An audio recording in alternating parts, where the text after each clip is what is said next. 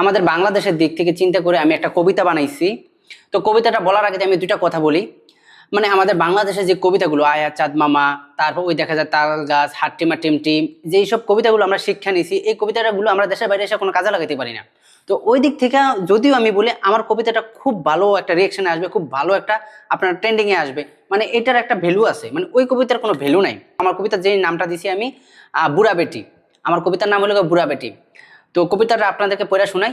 কি জাবানা এলো রে ভাই, কি জাবানা এলো, বুড়া বুড়া বেডিরা প্রেম করিতে এলো, প্রেম করিতে এসে রে ভাই ধরা তো খেলো, ধরা খেয়ে জামাইয়ের হাতে মায়ের তো খেলো। মানে আমার কবিতার ভ্যালু আছে, মানে এই কবিতাটা কিন্তু বাস্তবতা আছে, যে বর্তমান যে বাস্তবতা, যে বুড়া বুড়া বেডিরও কিন্তু প্রেম করে, রিলেশন করে। তো ওইটার একটা ভ্যালু বা একটা বাস্তবতা আছে। আর ওদের মানে বাংলাদেশের যে পুরোনো কবিতাগুলো আয়া চাঁদ মামা, ওই দেখা যায় তাল গাছ, তারপর হাট্টিমা টিমটিম, এগুলোর কোনো ভ্যালু নাই। এগুলোর কোনো ভ্যালু নেই আমরা, কারণ আমরা ছোটকালেও দেখতেছি তাল গাছ, বড় উঠে দেখুন তাল গাছ, এগুলো তো বইতে দরকার নেই। ওই দেখা যায় চাঁদ মামা, দরকার নেই তো আমার ছোটকালে আমাদের ওই দেখা যায় চাঁদ মামা পড়ানের।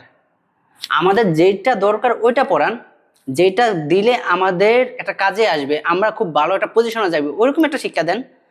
তো ওই তুলনায় আমার কবিতাটা মনে করি আমি অনেক পারফেক্ট।